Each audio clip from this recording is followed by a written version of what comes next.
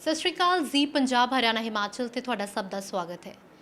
1 ਦਸੰਬਰ ਨੂੰ world AIDS ਡੇ ਮਨਾਇਆ ਜਾਂਦਾ ਹੈ। ਇਸ ਵਾਰ ਦਾ ਥੀਮ WHO UN ਵੱਲੋਂ ਲੈਟ ਕਮਿਊਨਿਟੀਜ਼ ਲੀਡ ਕਰਿਆ ਗਿਆ ਹੈ।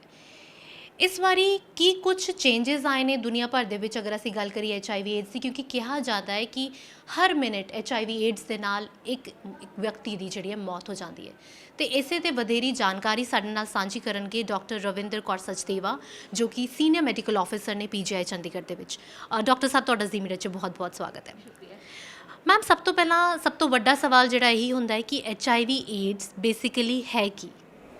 ਸੋ HIV ਏਡਸ ਇੱਕ HIV ਵਾਇਰਸ ਹੈ ਜਿਹਦੇ ਹੋਣ ਦੇ ਕਰਕੇ ਇਨਸਾਨ ਦੀ ਇਮਿਊਨਿਟੀ ਘੱਟ ਜਾਂਦੀ ਹੈ ਔਰ ਇੱਕ ਲੈਵਲ 'ਤੇ ਉਹ ਇੰਨੀ ਘੱਟ ਜਾਂਦੀ ਹੈ ਕਿ ਉਹਨੂੰ ਹੋਰ ਇਨਫੈਕਸ਼ਨ ਹੋਣ ਦੇ ਚਾਂਸਸ ਵੱਧ ਜਾਂਦੇ ਨੇ, ਜਿਹਨੂੰ ਕਿ ਅਸੀਂ ਓਪਰਚੁਨਿਸਟਿਕ ਇਨਫੈਕਸ਼ਨਸ ਕਹਿੰਦੇ ਹਾਂ, ਔਰ ਜਿਹਦੇ ਕਾਰਨ ਇਨਸਾਨ ਦੀ ਯੂਜੂਅਲੀ ਅਗਰ ਉਹ ਟ੍ਰੀਟਮੈਂਟ ਨਾ ਲਵੇ ਤਾਂ ਡੈਥ ਵੀ ਹੋ ਸਕਦੀ ਹੈ।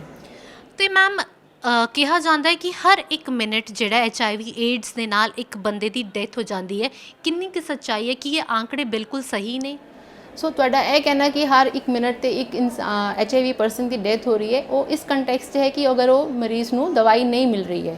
ਸੋ ਹੁਣ ਤੇ HIV ਦਾ ਟ੍ਰੀਟਮੈਂਟ ਇੰਨਾ ਐਡਵਾਂਸ ਹੋ ਚੁੱਕਾ ਹੋਇਆ ਹੈ ਔਰ ਇਹ ਇੰਨਾ ਇਫੈਕਟਿਵ ਟ੍ਰੀਟਮੈਂਟ ਹੈ ਕਿ ਜਿਸ ਤਰ੍ਹਾਂ ਹੀ HIV ਇਨਫੈਕਸ਼ਨ ਡਾਇਗਨੋਸਿਸ ਹੁੰਦਾ ਹੈ ਕਿਸੇ ਵੀ ਇੰਡੀਵਿਜੂਅਲ ਦਾ, ਉਹਨੂੰ ਮੈਡੀਸਿਨਸ ਸ਼ੁਰੂ ਹੋ ਜਾਂਦੀਆਂ ਨੇ ਔਰ ਔਨ ਟ੍ਰੀਟਮੈਂਟ ਕਿਸੇ ਵੀ ਪਰਸਨ ਦਾ ਜਿਹੜਾ ਲਾਈਫ ਸਪੈਨ ਹੈ, it is as good as like any other non HIV infected person.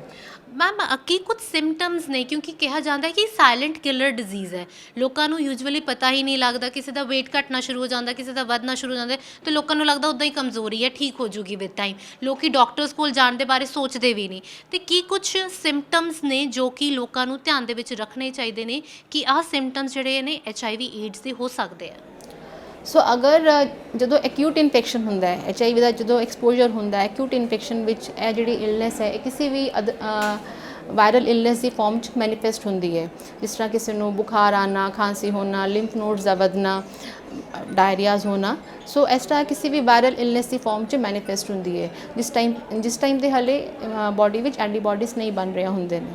ਔਰ ਜਿਸ ਤਰ੍ਹਾਂ ਐਂਟੀਬਾਡੀਜ਼ ਬਣਨੇ ਸ਼ੁਰੂ ਹੋ ਜਾਂਦੇ ਨੇ, ਉਹ ਜਿਹੜਾ ਇੰਡੀਵਿਜੂਅਲ ਹੈ ਉਹ ਇੱਕ ਕ੍ਰੋਨਿਕ ਫੇਸ ਵਿੱਚ ਚਲਾ ਜਾਂਦਾ ਹੈ। ਅਤੇ ਕ੍ਰੋਨਿਕ ਫੇਸ ਵਿੱਚ ਜਿਹੜਾ ਹੈ ਉਹ ਜਿਹੜਾ ਪਰਸਨ ਜਿਹਨੂੰ HIV ਐਕਸਪੋਜ਼ਰ ਹੋ ਚੁੱਕਾ ਹੋਇਆ ਹੈ, ਉਹ एसिम्प्टोमैटिक रह सकता है, ਜਿਹੜਾ ਕਿ 6 ਮਹੀਨੇ ਤੋਂ ਲੈ ਕੇ 6 ਸਾਲ ਜਾਂ 10 ਸਾਲ ਤੱਕ ਉਹਨੂੰ ਕੋਈ ਵੀ ਲੱਛਣ ਨਾ ਆਏ, ਐਸੀ ਵਾਲੀ ਸਟੇਟ ਵਿੱਚ ਰਹਿ ਸਕਦਾ ਹੈ। ਔਰ ਉਸ ਤੋਂ ਬਾਅਦ ਜਦੋਂ ਸੈਲਸ ਬਹੁਤ ਜ਼ਿਆਦਾ ਘੱਟ ਜਾਂਦੇ ਨੇ, CD4 ਕਾਊਂਟ ਜਿਹਨੂੰ ਅਸੀਂ ਕਹਿੰਦੇ ਹਾਂ, ਜੋ ਅਸੀਂ ਮੋਨੀਟਰਿੰਗ 'ਚ ਕਰਵਾਉਂਦੇ ਹਾਂ, ਉਹ ਇਸ ਇੱਕ ਲੈਵਲ 'ਤੇ ਇੰਨੇ ਜ਼ਿਆਦਾ ਘੱਟ ਜਾਂਦੇ ਨੇ ਕਿ ਉਸ ਪਰਸਨ ਨੂੰ ਹੋਰ ਇਨਫੈਕਸ਼ਨਸ ਦੇ ਚਾਂਸਿਸ ਕਾਫੀ ਜ਼ਿਆਦਾ ਹੋ ਜਾਂਦੇ ਨੇ ਔਰ ਉਸ ਟਾਈਮ ਉਹ ਇਨਫੈਕਸ਼ਨਸ ਦੇ ਨਾਲ ਮੈਨੀਫੈਸਟ ਕਰਦੇ ਨੇ ਜਾਂ ਪ੍ਰੈਜ਼ੈਂਟ ਕਰਦੇ ਨੇ ਕਲੀਨਿਕਸ ਵਿੱਚ। ਔਰ ਉਹਦੇ ਉਸ ਸਟੇਜ ਤੱਕ ਇਨਸਾਨ 6 ਮਹੀਨੇ ਤੋਂ 6 ਸਾਲ ਜਾਂ 10 ਸਾਲ ਤੱਕ ਏਸਿਮਟੋਮੈਟਿਕ ਰਹਿ ਸਕਦਾ ਹੈ। ਜੀ ਮੈਮ, ਜੇਕਰ ਗੱਲ ਕਰੀਏ ਅਸੀਂ ਕਿ ਕੁਝ ਤੁਸੀਂ ਗੱਲ ਤਾਂ ਕੀਤੀ ਸਿੰਪਟਮਸ ਦੀ ਕਿ ਇਹ ਕੁਝ ਸਿੰਪਟਮਸ ਹੁੰਦੇ ਨੇ ਜੋ ਕਿ HIV ਏਡਜ਼ ਦੇ ਹੁੰਦੇ ਨੇ, ਅਤੇ HIV ਏਡਜ਼ ਜੋ HIV ਵਾਇਰਸ ਦੇ ਨਾਲ ਹੁੰਦਾ ਏਡਜ਼, ਉਹਦਾ ਰੀਜ਼ਨ ਕੀ ਹੈ ਕਿ ਉਹ ਕਿਉਂ ਹੁੰਦਾ ਇੱਕ ਪਰਸਨ ਨੂੰ? ਸੋ HIV ਦਾ ਹੋਣਾ ਜਿਹੜਾ ਹੈ ਇਹਦੇ ਕਾਰਨ ਬੜੇ ਫਿਕਸ ਨੇ। ਇਸ ਤੋਂ ਇਲਾਵਾ ਇਹ ਟਰਾਂਸਮਿਸ਼ਨ ਨਹੀਂ ਹੁੰਦਾ। ਜਿਸ ਤਰ੍ਹਾਂ ਕਿ ਅਨਪ੍ਰੋਟੈਕਟਿਡ ਸੈਕਚੁਅਲ ਕੰਟੈਕਟ, ਉਸ ਪਰਸਨ ਦੇ ਨਾਲ ਜਿਹਨੂੰ HIV ਹੈ, ਦੂਸਰੇ ਪਰਸਨ ਦੇ ਨਾਲ ਜਦੋਂ ਕੰਟੈਕਟ ਹੋਵੇ ਤੇ HIV ਦਾ ਟਰਾਂਸਮਿਸ਼ਨ ਹੋ ਸਕਦਾ ਹੈ। ਦੂਸਰਾ ਇੰਪੋਰਟੈਂਟ ਕਾਰਨ ਹੈ ਜਿਹੜਾ ਕਿ ਸਿਰਿੰਜਸ, ਨੀਡਲਸ, ਡਰੱਗਸ ਲੈਂਦੇ ਨੇ, ਉਹ ਆਪਸ ਐਕਸਚੇਂਜ ਕਰਦੇ ਨੇ, so through the use of the unprotected syringes ਔਰ ਨੀਡਲਸ। ਥਰਡ ਇੰਪੋਰਟੈਂਟ ਕਾਰਨ ਹੈ ਬਲੱਡ ਟਰਾਂਸਫਿਊਜ਼ਨ, ਜੋ ਕਿ ਹੁਣ ਇਸ ਸਮੇਂ ਸਾਡੇ ਕੋਲ ਬਹੁਤ ਹੀ ਘੱਟ ਪੇਸ਼ੈਂਟਸ ਆਉਂਦੇ ਨੇ ਜਿਹੜੇ ਕਿ HIV ਇਨਫੈਕਟਿਡ ਹੋਣ through blood transfusion, because blood transfusion ਦੀ ਡਿਪਾਰਟਮੈਂਟ 'ਚ ਬਹੁਤ ਅੱਛਾ ਸਕਰੀਨਿੰਗ ਹੁੰਦਾ ਹੈ for HIV and other viral infections.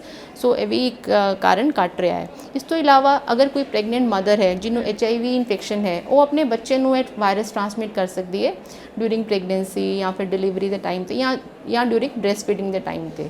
ਇਸ ਤੋਂ ਇਲਾਵਾ HIV ਦਾ ਟਰਾਂਸਮਿਸ਼ਨ ਹੈ ਉਹ ਨਹੀਂ ਹੁੰਦਾ ਹੈ। ਜਿਸ ਤਰ੍ਹਾਂ ਕਿ ਲੋਕਾਂ ਵਿੱਚ ਇਹ ਬਹੁਤ ਸਾਰੀਆਂ ਮਿਸ ਹੁੰਦੀਆਂ ਨੇ ਕਿ ਕੈਜੂਅਲ ਕੰਟੈਕਟ ਦੇ ਨਾਲ, ਕਿਸਿੰਗ ਦੇ ਨਾਲ, HIV ਇਨਫੈਕਟਿਡ ਪਰਸਨ ਦੇ ਨਾਲ ਰਹਿਣ ਦੇ ਨਾਲ, ਉਹਦੇ ਨਾਲ ਖਾਣਾ ਖਾਣ ਦੇ ਨਾਲ, ਮਸਕੀਟੋਜ਼ ਦੇ ਨਾਲ, ਮਸਕੀਟੋ ਬਾਈਟਸ ਦੇ ਨਾਲ, ਜਾਂ ਫਿਰ ਹੋਰ ਇਸ ਤਰ੍ਹਾਂ ਫਲਾਈਜ਼ ਦੇ ਨਾਲ, ਇਸ ਤਰ੍ਹਾਂ ਕੈਜੂਅਲ ਕੰਟੈਕਟਸ ਦੇ ਨਾਲ HIV ਦਾ ਟਰਾਂਸਮਿਸ਼ਨ ਨਹੀਂ ਹੁੰਦਾ ਹੈ। ਮੈਮ, ਤੁਸੀਂ ਗੱਲ ਕੀਤੀ ਹੈ ਫਿਜ਼ੀਕਲ ਟੱਚ ਦੀ, ਜਾਂ ਫਿਰ ਤੁਸੀਂ ਗੱਲ ਕੀਤੀ ਹੈ ਕਿ ਅਗਰ ਸੇਮ ਰੋਟੀ ਅਗਰ ਅਸੀਂ ਖਾ ਰਹੇ ਹਾਂ ਕਿ ਉਹਦੇ ਨਾਲ ਵੀ HIV ਟਰਾਂਸਮਿਬਲ ਹੈ, ਕਿ ਅਗਰ ਤੁਸੀਂ ਸਲਾਈਵਾ ਐਕਸਚੇਂਜ ਕਰ ਰਹੇ ਹੋ ਇੱਕ ਦੂਜੇ ਦੇ ਨਾਲ ਕਿ ਉਹਦੇ ਨਾਲ HIV ਟਰਾਂਸਫਰ ਹੁੰਦਾ ਹੈ? ਸੋ ਸਲਾਈਵਾ ਦੇ ਥਰੂ HIV ਦਾ ਟਰਾਂਸਮਿਸ਼ਨ ਨਹੀਂ ਹੁੰਦਾ ਹੈ। ਦਿਸ ਇਜ਼ ਐਕਚੁਅਲੀ ਅ ਮਿਥ ਹੈ। ਸਲਾਈਵਾ ਦੇ ਵਿੱਚ ਤੇ ਬਲਕਿ HIV ਨੂੰ ਕਿਲ ਕਰਨ ਦੀਆਂ ਐਂਟੀਬਾਡੀਜ਼ ਵੀ ਹੁੰਦੀਆਂ ਨੇ। ਸੋ HIV ਦਾ ਟ੍ਰਾਂਸਮਿਸ਼ਨ ਇਹਦੇ ਨਾਲ ਨਹੀਂ ਹੁੰਦਾ ਹੈ। ਜਿਹੜਾ ਫਿਜ਼ੀਕਲ ਕੰਟੈਕਟ ਹੈ ਉਹ ਅਨਪ੍ਰੋਟੈਕਟਿਡ ਸੈਕਚੁਅਲ ਕੰਟੈਕਟ ਜਿਹੜਾ ਮੈਂ ਤੁਹਾਨੂੰ ਦੱਸਿਆ ਹੈ ਉਹ it can be anal, it can be vaginal, it can be oral sexual contact, ਜਿਸ ਦੇ ਨਾਲ HIV ਦਾ ਟ੍ਰਾਂਸਮਿਸ਼ਨ ਹੋ ਸਕਦਾ ਹੈ। ਜੀ ਮੈਮ, ਤੁਸੀਂ ਪ੍ਰੈਗਨੈਂਟ ਲੇਡੀਜ਼ ਦੀ ਵੀ ਸਪੈਸ਼ਲੀ ਗੱਲ ਕੀਤੀ। ਅਗਰ ਅਸੀਂ ਗੱਲ ਕਰੀਏ ਪ੍ਰੈਗਨੈਂਟ ਲੇਡੀਜ਼ ਦੀ, ਤੇ ਪ੍ਰੈਗਨੈਂਟ ਲੇਡੀਜ਼ ਕਿਵੇਂ ਉਹ ਆਪਣੇ ਬੱਚੇ ਨੂੰ, ਜੋ ਉਹਦੇ ਗਰਭ ਦੇ ਵਿੱਚ ਉਸ ਟਾਈਮ ਬੱਚਾ ਹੈ, ਕਿ ਉਹਨੂੰ ਵੀ ਉਹ ਟ੍ਰਾਂਸਫਰ ਕਰ ਸਕਦੀ ਹੈ HIV, ਔਰ ਕੀ ਉਹ ਬੱਚੇ ਨੂੰ ਪ੍ਰੋਟੈਕਟ ਕੀਤਾ ਜਾ ਸਕਦਾ ਹੈ HIV ਤੋਂ? सो प्रेगनेंट लेडी अगर वो HIV का ट्रीटमेंट नहीं ले रही है, in that case she can transmit the virus to the baby during pregnancy, during delivery और during the breast feeding. So असी हुण इन्ना स्ट्रिंजेंट पैरामीटर्स ने the moment HIV pregnant woman is diagnose, so असी ਉਹਦਾ डे 1 ਤੋਂ ਹੀ treatment शुरू कर ਦਿੰਦੇ ਆ। ਔਰ ਵਨਸ ट्रीटमेंट इज़ इनिशिएटेड ਇਹ ट्रीटमेंट लाइफ लॉन्ग कंटिन्यू ਹੁੰਦਾ ਹੈ, ਤਾਂ ਕਿ ਮਦਰ ਨੂੰ ਪ੍ਰੈਗਨੈਂਸੀ ਵਿੱਚ ਵੀ ਇਹ ਮੈਡੀਸਿਨਸ ਮਿਲਣ, ਬੱਚੇ ਨੂੰ ਜਿਹੜੇ ਪ੍ਰੀਵੈਂਸ਼ਨ ਦਾ ਕੰਮ ਕਰਦੀਆਂ ਨੇ, ਡਿਊਰਿੰਗ ਡਿਲੀਵਰੀ ਵੀ ਉਹ ਉਸ ਟਾਈਮ ਚੱਲ ਰਹੀਆਂ ਹੁੰਦੀਆਂ ਨੇ, ਔਰ ਡਿਊਰਿੰਗ ਬ੍ਰੈਸਟ ਫੀਡਿੰਗ ਵੀ, ਐਂਡ ਉਸ ਤੋਂ ਬਾਅਦ ਵੀ ਇਹ ਮੈਡੀਸਿਨਸ ਕੰਟੀਨਿਊ ਰਹਿੰਦੀਆਂ ਨੇ, ਜਿਹਦੇ ਕਾਰਨ ਇਹ ਟ੍ਰਾਂਸਮਿਸ਼ਨ ਨੂੰ ਅਸੀਂ ਰੋਕ ਸਕਦੇ ਹਾਂ। ਤੇ ਮੈਮ, ਅਗਰ ਅਸੀਂ ਸਪੈਸੀਫਿਕਲੀ ਗੱਲ ਕਰੀਏ PGI ਚੰਡੀਗੜ੍ਹ ਦੀ, ਆਏ ਦਿਨ ਕਿੰਨੇ ਕੁ ਕੇਸਿਸ ਜਿਹੜੇ ਨੇ ਉਹ HIV AIDS ਦੇ ਆਉਂਦੇ ਨੇ, ਤੇ ਕਿਹੋ ਜਿਹਾ ਟਰੀਟਮੈਂਟ ਜਿਹੜਾ PGI ਦੇ ਆਰਟ ਸੈਂਟਰ ਜਿਹਨੂੰ ਕਿਹਾ ਜਾਂਦਾ ਉਹਦੇ ਵੱਲੋਂ ਦਿੱਤਾ ਜਾਂਦਾ ਹੈ ਪੇਸ਼ੈਂਟਸ ਨੂੰ? ਕਿਉਂਕਿ ਲੋਕਾਂ ਨੂੰ ਸਭ ਤੋਂ ਪਹਿਲਾਂ ਡਾਇਗਨੋਸਿਸ ਦਾ ਹੀ ਨਹੀਂ ਪਤਾ, ਫਿਰ ਪਤਾ ਹੀ ਨਹੀਂ ਕਿ ਅਗਰ ਡਾਇਗਨੋਸਿਸ ਹੋ ਗਿਆ ਤਾਂ ਅਸੀਂ ਜਾਣਾ ਕਿੱਥੇ ਹੈ, ਕਿਉਂਕਿ ਹਲੇ ਵੀ ਲੋਕੀ ਉਹਨੂੰ ਮਿਥ ਮੰਨਦੇ ਨੇ, ਉਹ ਕਹਿ ਹੀ ਨਹੀਂ ਸਕਦੇ, ਮਤਲਬ ਕੋਈ ਕਿਸੇ ਨੂੰ ਬੋਲੂਗਾ ਹੀ ਨਹੀਂ ਕਿ ਮੈਨੂੰ HIV ਹੈ, ਤੇ ਉਹਦੀ ਜੋ ਅਸੀਂ ਕਹਿ ਸਕਦੇ ਹਾਂ ਕਿ ਉਹਨੂੰ ਕਿੱਦਾਂ ਅੰਡਰ ਕਵਰ ਰੱਖਿਆ ਜਾਂਦਾ ਹੈ PGI ਦੇ ਵਿੱਚ। ਸੋ PGI ਤੇ ਓਵਰ ਲਾਸਟ ਅਸੀਂ ਕੁਝ ਸਾਲਾਂ ਤੋਂ ਦੇਖੀਏ ਤੇ ਔਨ ਐਨ ਐਵਰੇਜ ਤੁਸੀਂ 270 ਤੋਂ 280 ਦੇ ਕਰੀਬ ਨਵੇਂ ਮਰੀਜ਼ ਹਰ ਸਾਲ ਵਿੱਚ ਰਜਿਸਟਰਡ ਹੁੰਦੇ ਨੇ। ਸੋ ਇਹਨਾਂ ਦਾ ਜਿਹੜਾ ਫਸਟ ਲਾਈਨ ਜਿਹੜਾ ਟ੍ਰੀਟਮੈਂਟ ਹੈ ਉਹ ਅਸੀਂ ਸ਼ੁਰੂ ਕਰਨ ਤੋਂ ਪਹਿਲੇ ਕੁਝ ਇਨਵੈਸਟੀਗੇਸ਼ਨਸ ਕਰਵਾਉਂਦੇ ਹਾਂ, ਜਿਹਨੂੰ ਅਸੀਂ ਬੇਸਲਾਈਨ ਟੈਸਟ ਕਹਿੰਦੇ ਹਾਂ, ਜਿਹਦੇ ਵਿੱਚ ਕਿਸੇ ਵੀ ਪਰਸਨ ਦਾ CBC, ਬਲੱਡ ਕਾਊਂਟਸ, ਲਿਵਰ ਦੇ ਟੈਸਟ, ਰੀਨਲ ਫੰਕਸ਼ਨ ਟੈਸਟ ਤੋਂ ਇਲਾਵਾ ਚੈਸਟ ਐਕਸਰੇ ਵੀ ਕਰਵਾਉਂਦੇ ਹਾਂ। ਔਰ ਇਸ ਤੋਂ ਇਲਾਵਾ ਜਿਹੜਾ ਇੰਪੋਰਟੈਂਟ ਟੈਸਟ ਹੈ HIV ਡਿਜ਼ੀਜ਼ ਨੂੰ ਦੇਖਣ ਦੇ ਲਈ ਉਹ CD4 ਟੈਸਟ ਕਰਵਾਉਂਦੇ ਆ ਕਿ CD4 ਸੈੱਲ ਦਾ ਨੰਬਰ ਕੀ ਚੱਲ ਰਿਹਾ ਹੈ। ਇਹ ਬੇਸਲਾਈਨ ਟੈਸਟ ਹੋਣ ਤੋਂ ਬਾਅਦ ਅਸੀਂ ਅਗਰ ਉਹ ਪੇਸ਼ੈਂਟ ਜਿਹੜਾ ਹੈ ਉਹ ਏਸਿਮਟੋਮੈਟਿਕ ਹੈ, ਉਹਨੂੰ ਕੋਈ ਵੀ ਤਕਲੀਫ ਹੋਰ ਨਹੀਂ ਹੈ, ਤਾਂ ਉਹਦੀ ਮੈਡੀਸਿਨ ਸ਼ੁਰੂ ਹੋ ਜਾਂਦੀਆਂ ਨੇ, ਜੋ ਕਿ ਵਾਂਸ ਇਟ ਇਜ਼ ਸਟਾਰਟਡ ਇਹ ਕੰਟੀਨਿਊ ਰਹਿੰਦੀਆਂ ਨੇ ਲਾਈਫ ਲੌਂਗ ਵਾਸਤੇ। ਸੋ ਇਸ ਤੋਂ ਇਲਾਵਾ ਅਗਰ ਪੇਸ਼ੈਂਟ ਨੂੰ ਸਿੰਪਟਮਸ ਨੇ, ਕੋਈ TB ਦੇ ਲੱਛਣ ਨੇ, ਉਹ ਉਸ ਦੇ ਲਈ ਵੀ ਅਸੈਸਮੈਂਟ ਹੁੰਦੀ ਹੈ at the time of screening, ਜਦੋਂ ਅਸੀਂ ਵਰਕਅਪ ਕਰਨੇ ਆ। ਉਹ ਸਿੰਪਟਮ ਅਸੈਸਮੈਂਟ ਤੋਂ ਬਾਅਦ ਅਗਰ ਲੱਗਦਾ ਕਿ ਪੇਸ਼ੈਂਟ ਨੂੰ TB ਦੇ ਲੱਛਣ ਨੇ, ਉਹਨੂੰ TB ਲਈ ਵਰਕਅਪ ਕਰਨਾ ਹੈ, ਤੇ ਉਹਦੇ TB ਦੇ ਟੈਸਟ ਵੀ ਹੁੰਦੇ ਨੇ। ਔਰ ਅਗਰ TB ਦੇ ਇਨਫੈਕਸ਼ਨ ਨਹੀਂ ਨਿਕਲਦੀ ਤੇ ਅਸੀਂ ART as soon as possible ਅਸੀਂ ਰੈਪਿਡ ART ਇਨੀਸ਼ੀਏਸ਼ਨ ਦਾ ਪ੍ਰੋਟੋਕੋਲ ਫੋਲੋ ਕਰਨੇ ਆ। ਅਗਰ ਪੇਸ਼ੈਂਟ ਏਸਿਮਟੋਮੈਟਿਕ ਹੈ within 7 days of HIV diagnosis, ਔਰ ਸਾਡੇ ਕੋਲ ਜਦੋਂ ਆਉਂਦਾ ਹੈ ਤੇ ਅਸੀਂ ART ਸ਼ੁਰੂ ਕਰ ਦਿੰਦੇ ਹਾਂ। ਐਂਡ ਡਿਊਰਿੰਗ ਦ ਟ੍ਰੀਟਮੈਂਟ ਅਸੀਂ ਉਹਦੇ ਕੁਝ ਟੈਸਟ ਵੀ ਕਰਵਾਉਂਦੇ ਹਾਂ, ਜੋ ਕਿ as per NACO guidelines, NACO protocols ਹੁੰਦੇ ਨੇ, ਜਿਸ ਤਰ੍ਹਾਂ ਕਿ ਮੈਂ ਤੁਹਾਨੂੰ ਦੱਸਿਆ ਬੇਸਲਾਈਨ CD4 ਟੈਸਟ ਹੁੰਦਾ ਹੈ। ਇਸ ਤੋਂ ਇਲਾਵਾ ਅਸੀਂ ਔਨ ਟ੍ਰੀਟਮੈਂਟ ਜਿਹੜਾ ਹੈ ਫਸਟ ਲਾਈਨ ਜਦੋਂ ਅਸੀਂ ਮੈਡੀਸਿਨਸ ਸ਼ੁਰੂ ਕਰ ਦਿੰਦੇ ਹਾਂ ਤੇ ਉਹਦੇ ਟ੍ਰੀਟਮੈਂਟ ਤੋਂ ਬਾਅਦ ਅਸੀਂ 6 ਮਹੀਨੇ ਤੇ ਵੀ ਉਹਦਾ CD4 test, viral load test ਕਰਵਾਉਂਦੇ ਹਾਂ, ਦੇਖਣ ਦੇ ਲਈ ਕਿ ਕਿਸ ਤਰ੍ਹਾਂ ਰਿਸਪੌਂਸ ਆ ਰਿਹਾ ਹੈ, CD4 ਸੈਲਸ ਇੰਪਰੂਵਮੈਂਟ ਆਈ ਹੈ ਕਿ ਨਹੀਂ ਆਈ ਹੈ। ਇਸ ਤੋਂ ਇਲਾਵਾ ਵਾਇਰਲ ਲੋਡ ਸਪਰੈਸ ਹੋਇਆ ਕਿ ਨਹੀਂ ਹੋਇਆ। ਸੋ ਜਿਹੜਾ ਵੀ ਫਸਟ ਲਾਈਨ ਟ੍ਰੀਟਮੈਂਟ ਹੈ, ਇਸ ਫਸਟ ਲਾਈਨ ਟ੍ਰੀਟਮੈਂਟ ਵਿੱਚ 3 ਤਰ੍ਹਾਂ ਦੀਆਂ ਦਵਾਈਆਂ ਪੇਸ਼ੈਂਟਸ ਨੂੰ ਅਸੀਂ ਸ਼ੁਰੂ ਕਰਨੇ ਆ। 3 ਤਰ੍ਹਾਂ ਦੀਆਂ ਮੈਡੀਸਿਨਸ ਦਾ ਇੱਕ ਫਿਕਸ ਡਰਗ ਕੰਬੀਨੇਸ਼ਨ ਆਉਂਦਾ ਹੈ, ਜਿਹਨੂੰ ਅਸੀਂ FDC ਕੰਬੀਨੇਸ਼ਨ ਕਹਿੰਦੇ ਆ, ਉਹ ਸ਼ੁਰੂ ਹੁੰਦੀ ਹੈ। ਇਹਦੇ ਵਿੱਚ 3 ਤਰ੍ਹਾਂ ਦੇ ਡਿਫਰੈਂਟ ਸਾਲਟਸ ਹੁੰਦੇ ਨੇ, ਜੋ ਕਿ ਪੇਸ਼ੈਂਟ ਨੂੰ ਅਸੀਂ ਇੱਕ ਸਿੰਗਲ ਪਿਲ ਦੀ ਫਾਰਮ 'ਚ ਲੈਣਾ ਹੁੰਦਾ ਹੈ ਔਰ ਫਿਕਸ ਟਾਈਮ 'ਚ ਲੈਣਾ ਹੁੰਦਾ ਹੈ। ਅਸੀਂ ਉਹਨੂੰ ਸ਼ੁਰੂ ਕਰਨ ਤੋਂ ਪਹਿਲੇ ਉਹਦੀ ਐਡਹੈਰੈਂਸ ਕਾਉਂਸਲਿੰਗ ਕਰਨੀ ਆ, ਪ੍ਰੀਪੇਅਰਡਨੈਸ ਕਾਉਂਸਲਿੰਗ ਕਰਨੇ ਆ, ਜਿਹੜੀ ਕਿ ਬਹੁਤ ਇੰਪੋਰਟੈਂਟ ਹੈ। ਔਰ once patient is prepare to start for ART, ਉਦੋਂ ਉਸ ਤੋਂ ਬਾਅਦ ਹੀ ਅਸੀਂ ART ਉਹਦੀ ਸ਼ੁਰੂ ਕਰਨੇ ਆ। ਸੋ ਮਿਨੀਮਮ 3 ਸੈਸ਼ਨਸ ਜਿਹੜੇ ਨੇ ਸਾਡੇ ਕਾਉਂਸਲਰਸ ਕਰਦੇ ਨੇ ਉਹਨਾਂ ਨੂੰ ਦਵਾਈ ਸ਼ੁਰੂ ਕਰਨ ਤੋਂ ਪਹਿਲੇ। ਮੈਮ, ਤੁਸੀਂ ਪੇਸ਼ੈਂਟਸ ਦੀ ਗੱਲ ਕੀਤੀ ਹੈ, ਜੋ ਪੇਸ਼ੈਂਟਸ ਤੁਹਾਡੇ ਕੋਲ PGI ਦੇ ਵਿੱਚ ਆਉਂਦੇ ਨੇ ਉਹਨਾਂ ਦੀ ਬੈਕਗਰਾਉਂਡ ਕੀ ਹੁੰਦਾ, ਬੇਸਿਕਲੀ ਕਿਸ ਟਾਈਪ ਦੇ ਉਹ ਕੰਮ ਦੇ ਵਿੱਚ ਇਨਵੋਲਵਡ ਹੁੰਦੇ ਨੇ, ਕੀ ਰੀਜ਼ਨਸ ਹੁੰਦੇ ਨੇ ਜੋ HIV ਦੇ ਤੁਸੀਂ ਆਏ ਦਿਨ 280 ਜੋ ਹਰ ਸਾਲ ਨਵੇਂ ਕੇਸਿਸ ਦੇਖਦੇ ਹੋ, ਉਹਨਾਂ ਦੀ ਹਿਸਟਰੀ ਕੀ ਹੈ? ਸੋ ਪਵਿੱਤ ਜੀ, ਅਸੀਂ ਸਾਰੇ ਅਸੀਂ ਨਿਊਬੋਰਨ ਬੇਬੀ ਤੋਂ ਲੈ ਕੇ ਅਸੀਂ ਐਡਲਟ ਔਰ ਐਲਡਰਲੀ, ਅਸੀਂ ਸਾਰੇ ਰੇਂਜਸ ਦੇ ਪੇਸ਼ੈਂਟਸ ਦੇਖਦੇ ਹਾਂ। ਐਂਡ ਇਟ ਇਜ਼ ਨਾਟ ਕਿ ਪੇਸ਼ੈਂਟ ਇੱਕ ਪਰਟੀਕੂਲਰ ਸਟੇਟਾ ਦਾ ਹੀ ਹੈ, ਕੋਈ ਲੋ ਇਕਨੋਮਿਕ ਸਟੇਟਾ ਦਾ ਹੈ, ਅਸੀਂ ਹਰ ਸਟੇਟਾ ਦੇ ਹੀ ਪੇਸ਼ੈਂਟ ਸਾਡੇ ਕੋਲ ਰਜਿਸਟਰ ਹੁੰਦੇ ਨੇ, ਜਿਹਦੇ ਵਿੱਚ ਕਿ ਅਗਰ ਕੋਈ ਨਿਊਬੋਰਨ ਬੇਬੀ ਹੈ ਜਾਂ ਕੋਈ ਬੱਚਾ ਹੈ ਜਾਂ ਕੋਈ ਐਡਲਟ ਹੈ ਜਿਹੜਾ ਕਿ ਕੋਈ ਕਿਸੇ ਵੀ ਪ੍ਰੋਫੈਸ਼ਨ ਦਾ ਹੋ ਸਕਦਾ ਹੈ, ਮੇਬੀ ਜੌਬ ਕਰਦਾ ਹੈ, ਮੇਬੀ ਉਹ ਕੋਈ ਆਪਣਾ ਬਿਜ਼ਨਸ ਕਰ ਰਿਹਾ ਹੈ, ਮੇਬੀ ਕੋਈ ਹੋਰ ਕਿਸੇ ਪ੍ਰੋਫੈਸ਼ਨ 'ਤੇ ਹੈ, ਇਸੇ ਤਰ੍ਹਾਂ ਹਾਊਸ ਵਾਈਫਸ ਨੇ, ਇਸੇ ਤਰ੍ਹਾਂ ਸਾਡੇ ਕੋਲ ਐਲਡਰਲੀਜ਼ ਨੇ, ਸਾਡੇ ਕੋਲ ਹਰ ਸਟੇਟਾ ਦਾ ਪੇਸ਼ੈਂਟ ਇੱਥੇ ਆ ਕੇ ਰਜਿਸਟਰ ਹੁੰਦਾ ਹੈ। ਅਤੇ ਸਾਡਾ ਜਿਹੜਾ PGI ਦੇ ਵਿੱਚ ਜਿਹੜਾ ਸੈਂਟਰ ਹੈ, it is not only ART centre, we also have centre of excellence, ਜਿਹਦੇ ਵਿੱਚ ਕਿ ਅਗਰ ਪੇਸ਼ੈਂਟਸ ਨੂੰ ਕਿਸੇ ਮੈਡੀਸਿਨਸ ਦੇ ਨਾਲ ਕੁਝ ਟੌਕਸਿਸਿਟੀਜ਼ ਹੋ ਰਹੀਆਂ ਨੇ, ਕੁਝ ਸਾਈਡ ਇਫੈਕਟਸ ਹੋ ਰਹੇ ਨੇ, ਔਰ ਉਹਨਾਂ ਨੂੰ ਸਪੋਜ਼ਿਡਲੀ ਫੇਲੀਅਰ ਹੋ ਰਿਹਾ ਹੈ ਔਨ ਫਸਟ ਲਾਈਨ ART, ਤੇ ਉਹਨਾਂ ਨੂੰ ਹਾਇਰ ਲੈਵਲਸ ਆਫ ਮੈਡੀਸਿਨਸ ਚਾਹੀਦੀਆਂ ਨੇ, ਉਹ ਵੀ ਅਸੀਂ ਉਹਨਾਂ ਨੂੰ ਉਪਲਬਧ ਕਰਵਾਉਂਦੇ ਹਾਂ ਸਾਡੇ ਸੈਂਟਰ ਆਫ ਐਕਸਲੈਂਸ ਵਿੱਚ। ਤੇ ਮੈਮ ਟ੍ਰੀਟਮੈਂਟ ਦੀ ਜੇਕਰ ਗੱਲ ਕਰੀਏ, ਕਿੰਨਾ ਕੁ ਲੰਬਾ ਟ੍ਰੀਟਮੈਂਟ ਚੱਲਦਾ ਹੈ? ਕੀ ਇਹ ਟ੍ਰੀਟਮੈਂਟ ਲਾਈਫ ਲੌਂਗ ਹੁੰਦਾ ਹੈ?